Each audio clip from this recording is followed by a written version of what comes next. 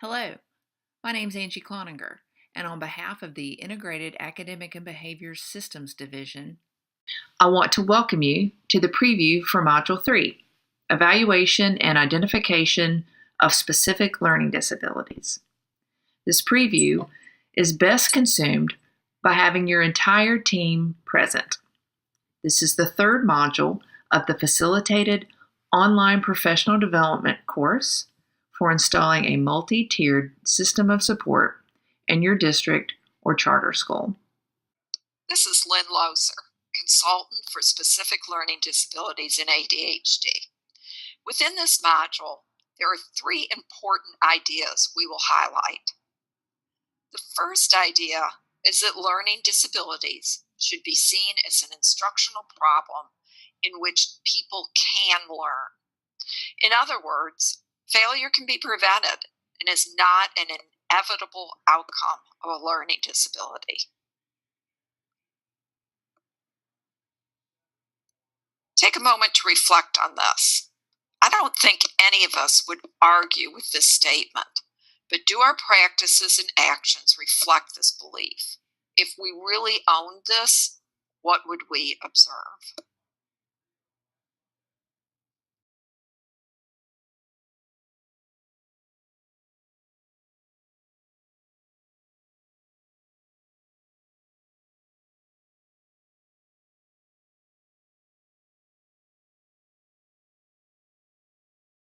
This is the foundational belief that we operated from when we developed the policy and embedded the implementation within an MTSS. There remains significant disagreement about what a learning disability is. Generally, there is consensus that a learning disability is a neurobiological profile that, without effective instruction and intervention, predicts difficulty inconsistent with overall potential. In fact, North Carolina, in alignment with this consensus, revised the definition of a learning disability to include this statement: the disability substantially limits academic achievement so that the child does not learn at an adequate rate when provided sustained, high-quality instruction and scientific research-based intervention. This is the essence of unexpected underachievement. Another point of agreement is that appropriate instruction provided at the right time, early, and not waiting for failure, can make learning disabilities less severe.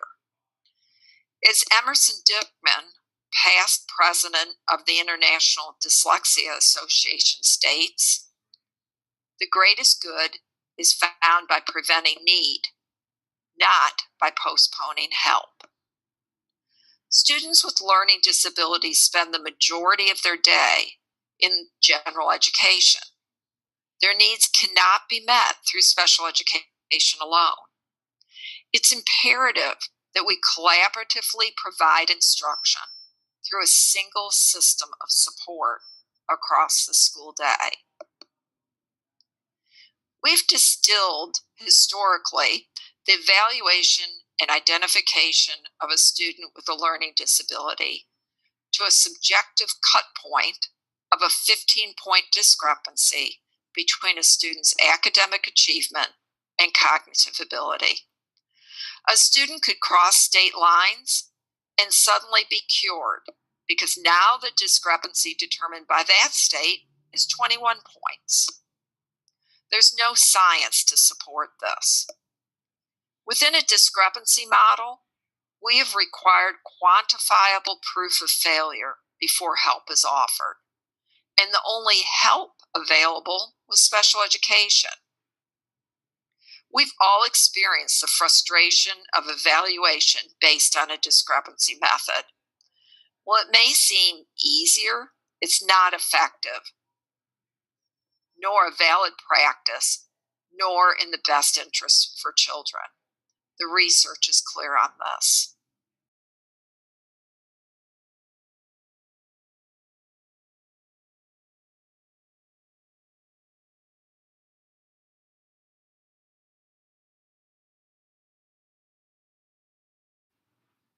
Within an RTI-based comprehensive evaluation, the emphasis is on ongoing problem solving to identify the instruction that works for the student, paired with the mindset that students with learning disabilities can learn, and we have the knowledge and skills to ensure they do. Our goal is to ensure a sound basic education for all students, regardless of their disability status. How will these important ideas be supported in the course content? The information will be paced across 4 months in 4 sections. The module is scheduled to take place from September 6th to December 19th.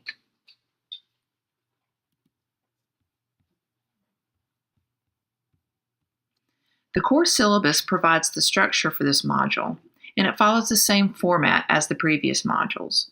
Within the course syllabus, you'll find a schedule for the completion of each section. Some things to note.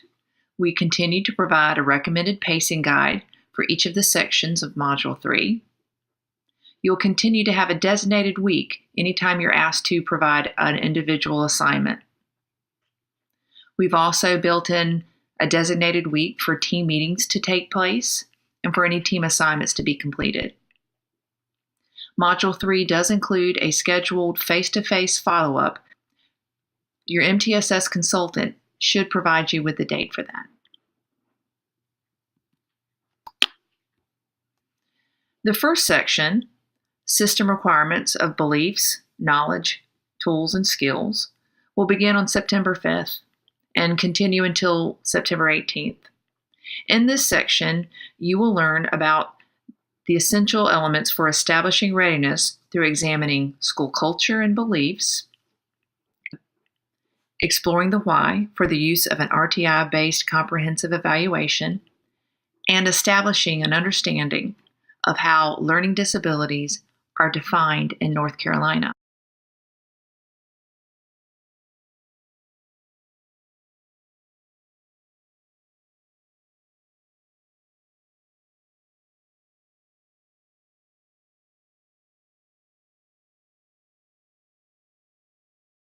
The second section, Defining a System of Evaluation and Eligibility, begins September 19th and runs until October 30th. You'll notice that this is the longest section of Module 3. Here you will learn best practices for defining the system of evaluation and eligibility and examine each of the criteria and required data sources for identification of students with specific learning disabilities.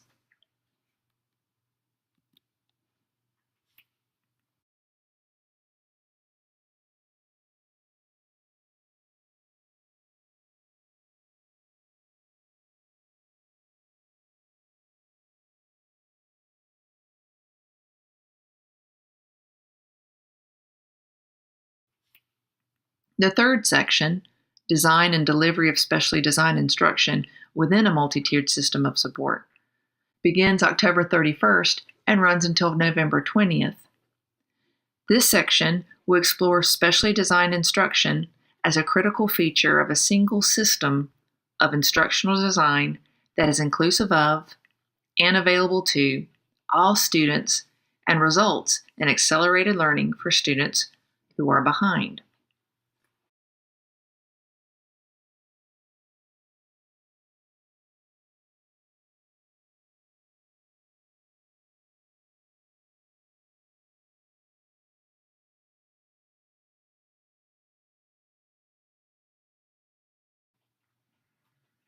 The module will end with Section 3.4, Assessing Readiness and Implementation.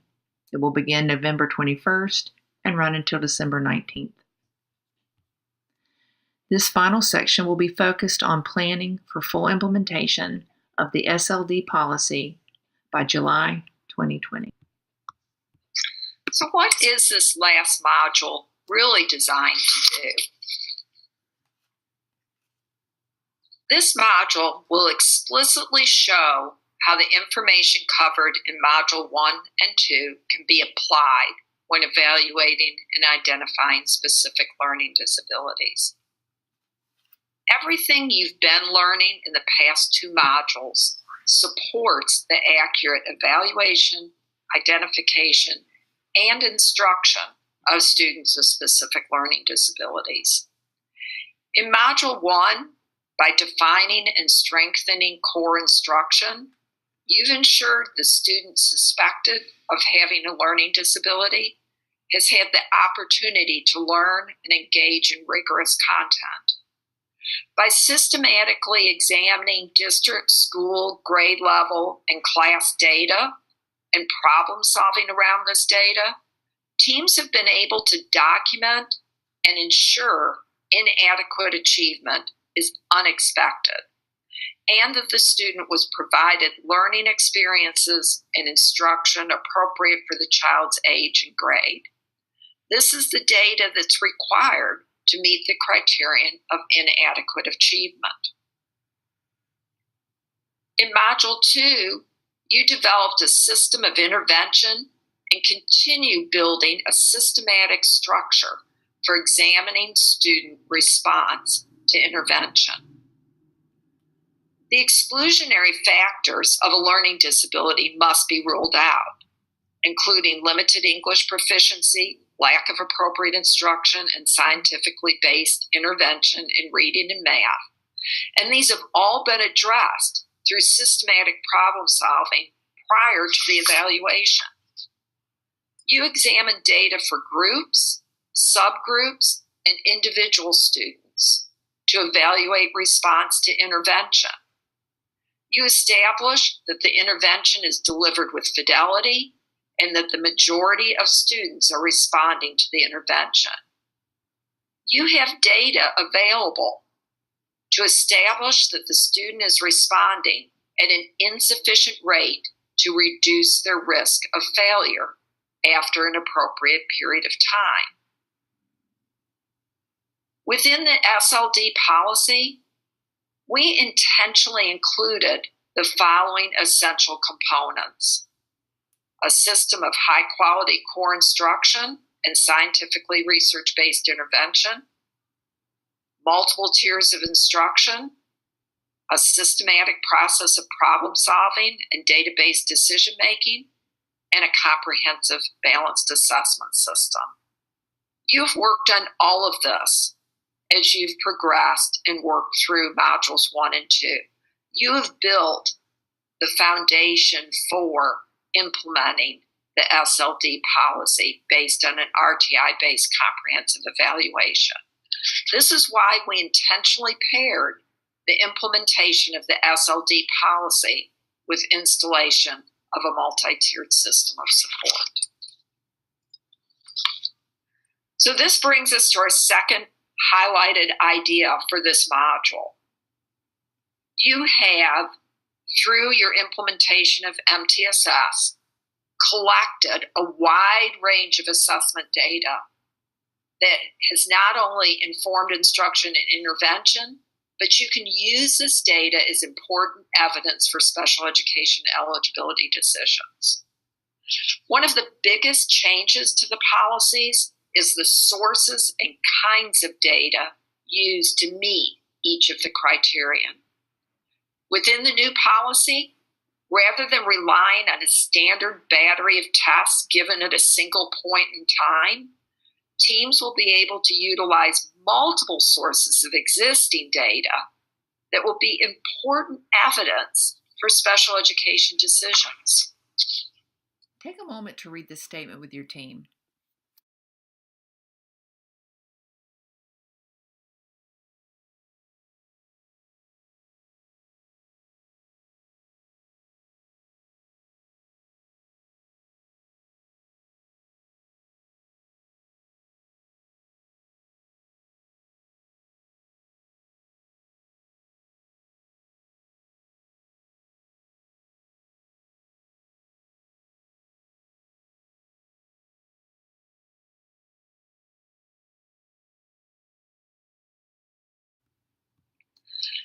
The 2006 Individuals with Disabilities Education Act regulations featured stronger language requiring the rule out of lack of appropriate instruction as the cause for students' difficulties. The regulations require that students who have not received appropriate instruction in reading or math cannot be identified as a student with a disability if that lack of instruction is the determining factor. In the past, we've often regarded this criteria as either an uncomfortable conversation that risks putting blame on the teacher or a formality that just gets checked off without any real data to support the decision. The North Carolina model begins by asking the question, can we ensure the student has received appropriate instruction and intervention? We begin here because when implementing an MTSS, this question has already been answered. Finally, the last idea to highlight is that an evaluation is a continuation of problem solving, not the finish line. We know a great deal about accelerating learning for struggling students, but unfortunately, the discrepancy method of evaluation had little to do with ensuring questions about why the student isn't learning were answered. In an instructional model of evaluation, the determination of any additional assessments is based on the question, will this assessment provide information that will help us identify the instruction that will result in learning gains for the student? When we determine a student is eligible for special education, we have determined that the student needs instruction beyond what general education alone can provide. Our job in special education is to accelerate learning, to close the gap. An important source of evidence for this is that students provided with special education show greater gains than what they would have or did attain with general education alone. This circles us back to where we started this preview, with the understanding that students with learning disabilities can learn and achieve at high levels. We trust that this preview has provided you and your team with an accurate big picture of what you have to look forward to in Module 3. This module is not designed for special education only. We strongly encourage you to maintain your current general education membership while ensuring you have special education representation. Just as you did last year at the beginning of Module 2, just examine your current membership, make sure it still makes sense. As you navigate through the module, do not hesitate to reach out to your regional MTSS consultant, Lynn Loser, or Lynn McCore, the consultant for school psychology. Thank you for your time, and we look forward to working with you.